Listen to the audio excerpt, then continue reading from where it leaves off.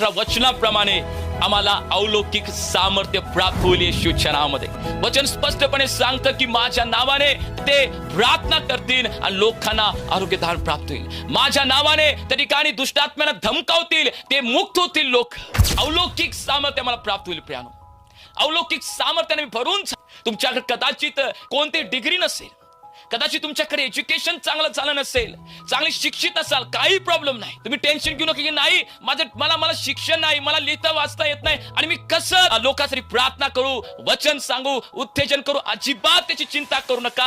जर आज्ञापालनामध्ये जीवन तुम्ही जगत आहात, परमेश्वर मार्क 16 अध्याय 17-18 वचनाप्रमाणे अलौकिक सामर्थ्य देऊन तुम्हाला आशीर्वादित करेल. बरेचसे लोक मंडळीमध्ये येतात, वर्षानुवर्ष जीवन जगत आहेत, परंतु हे अलौकिक सामर्थ्यांना प्राप्त नाही आहे. अलौकिक सामर्थ्यांना मिळत नाही. काय कारण? म्हणजे प्रियानो, ते आज्ञापालनामध्ये नाही.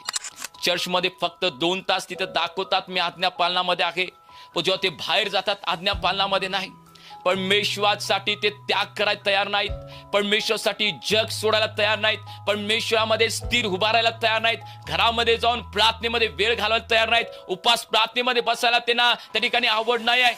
जगामध्ये फिरायला, जगाच्या गोष्टीचा एन्जॉय करायला त्यांना आवडतं, परंतु ते अलौकिक सामर्थ्य त्यांना प्राप्त नाही. का?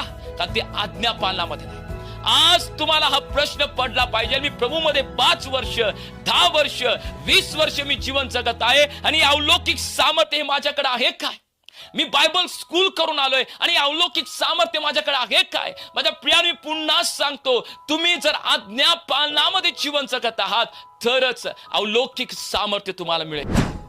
तरच ते अलौकिक सामर्थ्य तुमच्या जीवनामध्ये काम करायला सुरुवात होईल. तरच ते अलौकिक सामर्थ्य लोकांना बंधनातून मुक्त करण्यासाठी तुमच्या जीवनामध्ये वाहायला सुरुवात होईल. बदलूया आपण, चेंज होऊया, जीवन बदलूया. आम्ही दुपट्टी जीवन जगाय नको, चर्चमध्ये घरामध्ये कसं जीवन जगाय नको. प्रभूचे नाम अगदी जवळ आहे. आम्ही बदलूया. परमेश्वर अलौकिक सामर्थ्य आम्हाला द्यायला तयार आहे. आणि प्रभू म्हटला, ज्यांनी बपतिस्मा घेतला माझा विश्वास ठेवा त्यांना हे प्राप्त होईल, परंतु अजून सुद्धा आमच्या जीवनामध्ये ते आम्हाला मिळालं नाही. आज्ञापालनामध्ये आम्ही नाही आहे, आम्ही आज्ञापालन करत नाही. अजून आम्ही जगासारखं जीवन जगत आहे. आणि मग चर्चमध्ये आल्यानंतर चर्चमधल्या गोष्टीमध्ये आम्ही फक्त थोडा वेळ तसं जीवन दाखवतो, पावित्र्यामध्ये बोलणं, वागणं, पण तू बाहेर गेल्यानंतर परत आमचं जीवन त्या ठिकाणी जगासारखं आहे.